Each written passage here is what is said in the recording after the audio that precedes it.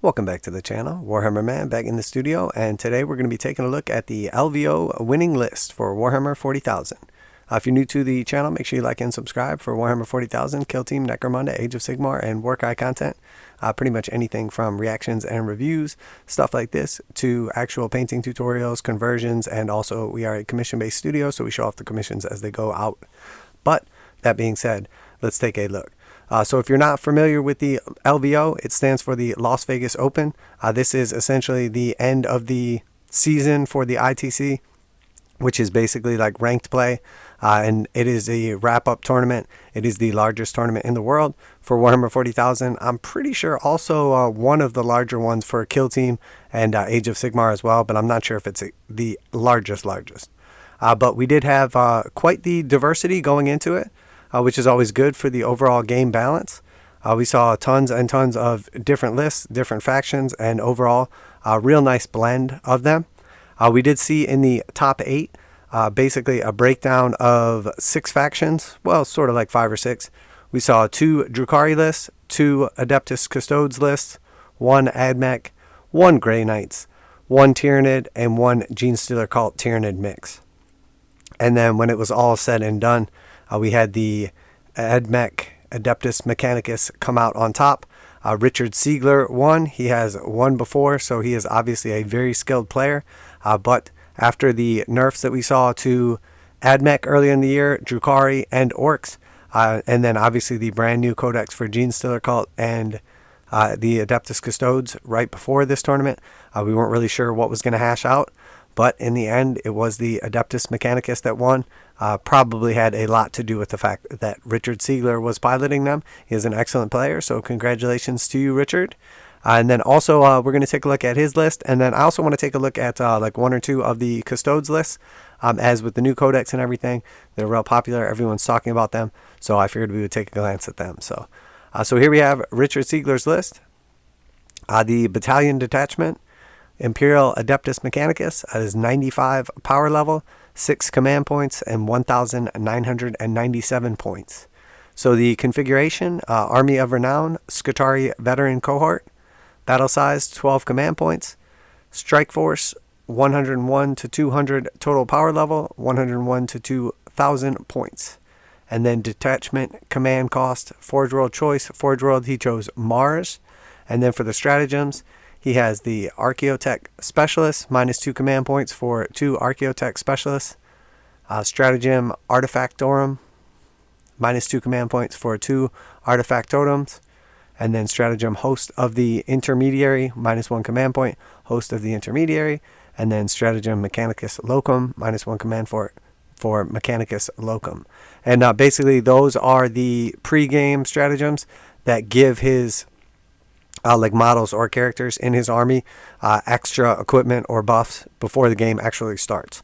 So before the game even starts, he has spent 6 command points on essentially like extra warlord traits or artifacts, etc. So for the force organization, we have first the Brotherhood of the Cog, 85 points, and this is a Tech Priest Engine Seer Magi. And then for his HQ, we have a Skitarii Marshal for 55 points. This one has the relic from the veteran cohort, and it is the Cantic Thrallnet. And this is the warlord. His warlord trait is from the veteran cohort, Calculate Without Diversion. And then we have one more Skitarii Marshal, again 55 points. This one has the Mechanicus Locum, relic Exemplars Eternity, and then warlord trait is the Programmed Retreat. And then finally we have one more HQ, the Tech Priest Manipulus, 120 points, Logai, Magnarail Lance. Relic is Raiment of the Technomartyr. So that is the 4 characters that he's using. So we see 1 Engine Seer, 2 Skitarii Marshals, and then the Tech Priest Manipulus. Nice diversity there. And then for our troops next, we see 2 blocks of the same troops. One has a warlord trait on the alpha. So we see the Skitarii Ranger, 219 points, with an Omnispecs, and then the Ranger Alpha has a Galvanic Rifle, and he has the Host of Intermediary Warlord trait, Firepoint, Telemetry, Cache. And then there's 18 Skitarii Rangers, all 18 with Galvanic Rifles. So that is one squad, and then the second squad is once again Skitarii Rangers, 219 points. We have an Omnispecs, a Ranger Alpha with galvanic rifle, no special equipment or anything like that, and then 18 Skitarii Rangers with galvanic rifles. So we see two big blocks of Skitarii Rangers. Nice core force, nice armor saves on them, decent amount of firepower, and then obviously some special abilities and the ability to be buffed as well. And that is the core of his force. And then we see two smaller units of Skitarii Vanguards for 55 points per unit. 5 total models in each, 4 Skitarii Vanguards with radium carbines, and then 1 Vanguard Alpha with radium carbine, and no special equipment, and 2 of those exactly the same. So we see a total of 4 troops, 2 big blocks of 20, and then 2 small blocks of 5. And then on to the elites. We see the Sicarian Infiltrators, 95 points. We see the Infiltrator Princeps, Stub Sword, and then 4 Sicarian Infiltrators with Stub Swords, 4 Power Swords, and 4 Stub Carbines. So that is a 5-man unit with the Princeps leading them, all with Stub Swords, Power Swords, and Stub Carbines. And then one more unit, which is Sicarian Ruststalkers, 190 points. And we see a Ruststalker Princeps with Blades, Artifact Totem, Relic, Tempor Copia, and then 9 Sicarian Ruststalkers with Blades, 9 Transonic Blades. So this is a 10-man unit of the Ruststalkers, and then again we see a Relic in this one. And then the Sicarian Ruststalkers once again. This is a Ruststalker Princeps with Blades, Artifact Totem, Relic. This one has the Omniscient Mask, and then we see 7 Sicarian Ruststalkers with Transonic Blades. So we see a unit of 5. Oh, and then one more Sicarian Ruststalkers for 152, and then it's the same again. Ruststalker Princeps with Blades, and then 7 Sicarian Ruststalkers with the Blades as well. So we see 2 units of 7 with the Princeps, so 8 total of the Ruststalkers, and then a couple of the relics, or one of the relics on them, and then we see another squad slightly larger. This one is 10, again with the relic. And then we see a smaller squad of the Infiltrators, which is 5 and nothing special. So again, we see 4 of those. So we're seeing quite a bit of redundancy, but not in a bad way. He can basically use these units to make sure that he gets done what he needs to get done. So he has 2 big blocks, 2 small troops. He has 2 big blocks of Ruststalkers, 1 full squad of Ruststalkers, and then a small squad of Infiltrators, probably tooled around there a little bit for the points. And then we see once again with the characters, he has 2 of the same characters and then 2 other characters as well. So we're seeing obviously he's going for like the redundancy, consistency. And then for the fast attack, we see Iron Strider Ballistaries. We see 3 of those exactly the same, all 85 points with twin Cognis las cannons. So once again, just going for the consistent redundancy, just being able to blast some heavy stuff with those las cannons. And then we see for the heavy supports 2 Scorpius Disintegrators, again 145 points each, with the Belarus Energy Cannon. And that is the total army, 95 power level, 6 command points, and 2,000 points. So we see that he has basically, just went with consistency. He has 2 large blocks and 2 small troops. He has 3 Iron Striders to be able to get around quickly and maneuver around terrain to blast stuff with heavy damage. We see the Disintegrators can fill up with troops or just shoot, heavy firepower. And then obviously we see with our Infiltrators and Ruststalkers, he has the ability to basically like infiltrate or pop up where needed. And then obviously with the core force, he's able to buff them with his characters. Total of, I think he had 4 characters, right? Yeah, the Tech Priest, Engine Seer, 2 Marshals, and a Manipulus. So, could anybody just pick up this list and pilot it to win the LVO? The answer is no. But obviously, this is a great list played by a great player, and there's a reason that he won. Very nice list. Congratulations to Richard Sieglar once again for winning the LVO. He has clearly made it. It was not a coincidence that he has won previously, and obviously he has done extremely well even after the, points and nerfs and whatever that happened to the AdMech. So, very nice list, very nice army. This is there's nothing too crazy in this list. And it's not some ridiculously super expensive list with a bunch of like Forge World stuff. This is the type of thing that anyone could play, pick up, or have run themselves.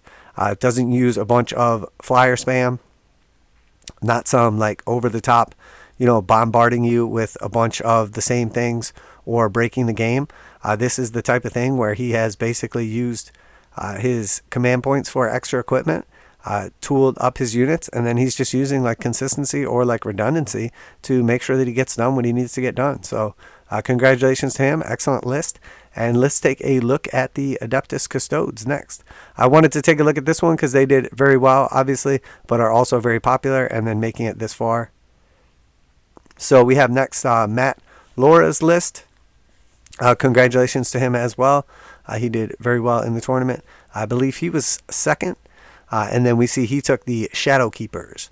So the Shadowkeeper list was Trajan Valoris, who is, the warlord. He can go in any of the various lists. And then we see a shield captain on Dawn Eagle jet bike with Misericordia, salvo launcher, and then tip of the spear for 195 points. We see a shield captain in Alaris Terminator armor with the unstoppable destroyer for 135 points. And then we see 3 mini blocks of Custodian Guard with spears for 135 per block. We then see 3 Custodian Wardens with Castellan axes for 150 points. And then we see a single Alaris Custodian, single Alaris Custodian, and single Alaris Custodian, 65 points each. So obviously with the Codex now, there's no longer a minimum of 3 Alaris per unit. So he has taken 3 singles here. And then we see Contemptor Galatis Forge World Dreadnought with the internal Penitent for 170. A second Contemptor Galatis Dreadnought for 170. And then we see 2 Galatis Grav Tanks with twin Elastus Accelerator Culverins for 205 points each.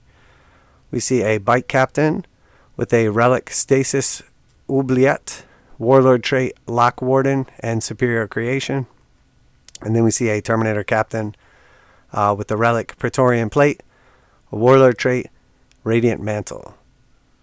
And then this is the Emperor's Heroes, -2 command points pre-game. Open the Vaults, -1 command point. Victor of the Blood Games, -1 command point. Eternal Penitent, -1 command point. And then Trajan gives a bonus of +1 command point. So starting command points of 8 and points 2,000. So let's take a look at this list.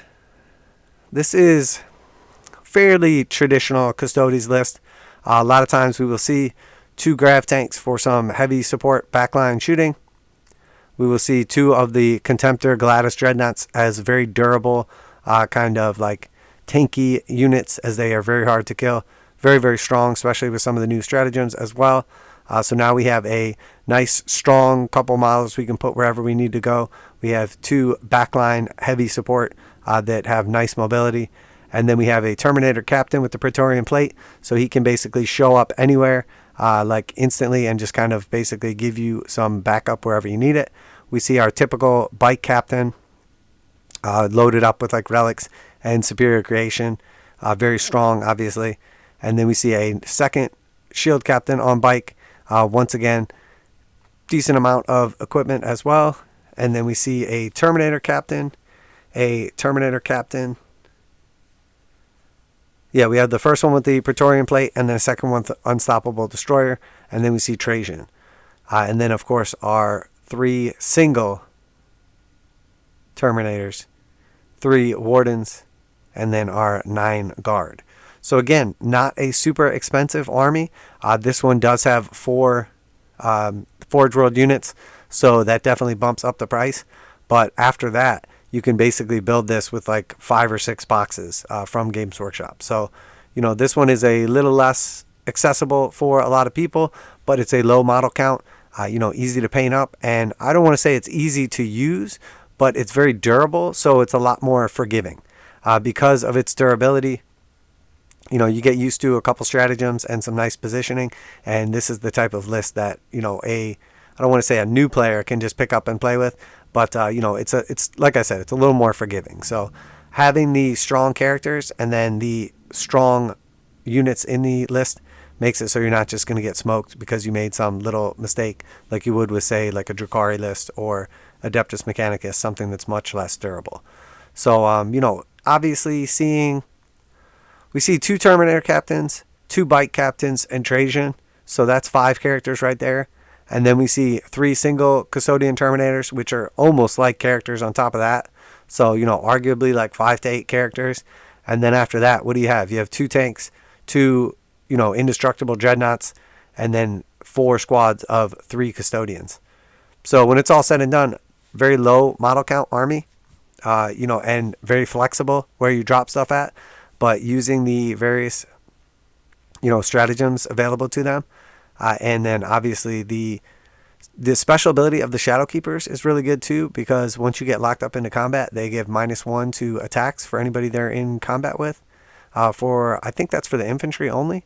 But that definitely limits anyone else's ability to get them off the table. So they're just very durable, very strong. Overall, very nice list, well built. And I watched a couple of the games as well. Very nicely played by Matt. Congratulations to him also. And I figured, you know, obviously the Custodes, everyone's talking about them. They're super popular right now. So I figured we would take a look at the other list that was in the top 8 as well while we were looking at it, and just kind of see if we see any similarities, which we obviously will. So this one is the battalion once again. 1,998 points. Strike force, configuration, detachment, command cost. This was the Emperor's Chosen instead of the Shadowkeepers. So this is more like the generic Custodes that have the ability to kind of like dip into the various other choices or shield hosts. So we see here a shield captain on Dawn Eagle jet bike. Pretty common to see that, obviously. Superior Creation, Castellan Mark, Interceptor Lance, Misericordia, Salvo Launcher, and then Emperor Heroes with Victor of the Blood Games and Tip of the Spear. So again, very common to see this Orruk exemplar, basically, bro. He's extremely durable, so not surprising at all. And then again, we see Trajan once again with his set equipment. So, you know, starting off with similar there.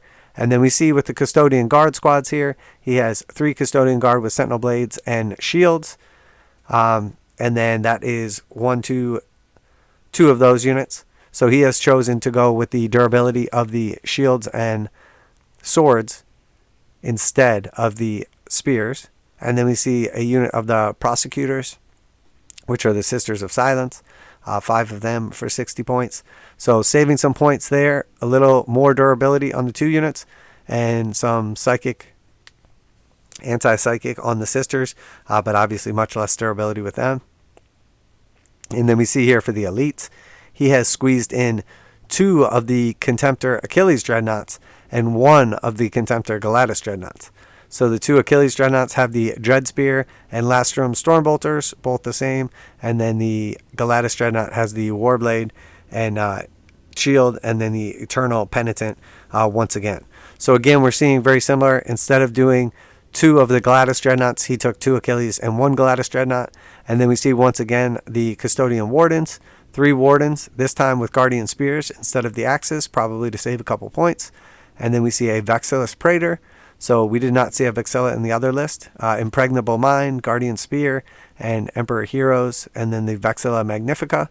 And then for the fast attack, we see 2 Veritas Praetor units. The first one is 273 points with salvo launchers and interceptor launchers. And then the Praetor is with salvo launcher and interceptor lance again.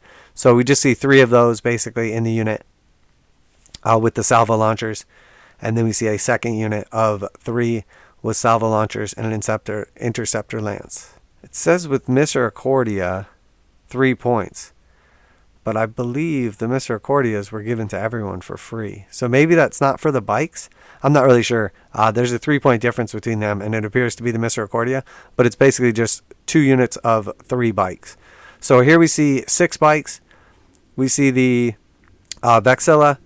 We see 3 Wardens. We see 3 Forge World Dreadnoughts. We see 5 Sisters of Silence, 2 units of 3 Custodian Guards with Blades, and then we see Trajan and the Shield Captain on Dawn Eagle jet bike. So basically he has taken an extra Dreadnought and a bunch of bikes, has a few less Terminators, but essentially similar list, less characters, a little more speed. Didn't do quite as well, but again, nice list overall. So obviously the Custodes did well. We saw 2 of those lists in the top 8, but I don't think that was crazy. We saw some Drukhari lists do extremely well, 2 of those in the top 8. We obviously saw only the 1 AdMech list. We saw 1 Grey Knight list, and then we saw technically 2 Tyranids lists, but 1 pure Tyranids, which was like the big bug swarm, and then we saw 1 blend of Genestealer Cult and Tyranids. So overall, very nice. It was nice to see some Space Marines, even if it was Grey Knights in the top 8. Didn't see a lot of other factions in the top 8. That's not crazy or anything. We saw a lot of those factions still do well. We saw some Chaos do well. We saw some Orcs do well. Basically a nice blend across the board. We saw a nice blend of overall lists in the tournament total. I believe it was over 1,000 players. So very exciting. It was nice to see the culmination of the ITC and obviously how everything worked out. There were some very fun games. I highly recommend that you check out the live streams. Some were better than others, but it was fun to see top level players like that. Basically at the top level, top tournament, top show out, people from all around the world in Las Vegas to prove who is the best at Warhammer 40,000 Kill Team and Sigmar as well. So, but there's our wrap up for today. I just wanted to talk a little bit about those lists and essentially, what they brought to the table. A little bit about the Custodes. I kind of wanted to focus on them just because the new codex came out and, they're really popular. Everybody loves them. And, just kind of looking at it. But in the end, the truth is that Richard Sieglar obviously is the best player, at least the last couple of years. But, he took a list that was completely accessible to anyone, no Forge World, nothing too crazy in it, nothing that needs to be nerfed or, trying to basically abuse the rules or units or anything like that. No pay-to-play type situation there. He had a nice balanced list, played it very well, and came out on top. So once again, congratulations to Richard Sieglar. And that's it for today. If you like the video and this type of content for Warhammer 40,000, Kill Team, Necromunda, Age of Sigmar, and Warcry, make sure that you do like and subscribe. I am Warhammer Man. This is Warhammer Man Studios. And if you have any comments, questions, or anything like that, please leave them down below. These lists are fully available online. You can have a look. You can copy them if you want, but I don't necessarily recommend it because typically you're not going to have the same level of success as these high level players do. More than just straight up copying their lists or their play styles, it's better to use what they're doing and the tips and tricks that they are using to their advantage, and then couple that with your own play style. I think a lot of people think they're going to just pick up some tournament winning internet list and just immediately be able to crush everyone with it. And the truth is, it's not going to happen. The best thing to do is to get used to what you're playing with, play them and play them well, get used to your stratagems, get used to other people's armies, and then that way you can come out on top. But, the meta is forever changing. Now that these lists are out there, now that everyone sees them, the meta will adapt, obviously, for people to try to beat these types of lists. So, again, we'll see a shift before our next big tournament. So, it's not a good idea to just pick up internet lists and say, oh, I'm going to just build this and I will beat everyone. Because the truth is, it just never happens that way. So, but there you have it. Leave your comments down below. Let me know what you think of the list, the armies, etc. And that's it for today. Warhammer Man Studios, and I'm out of here.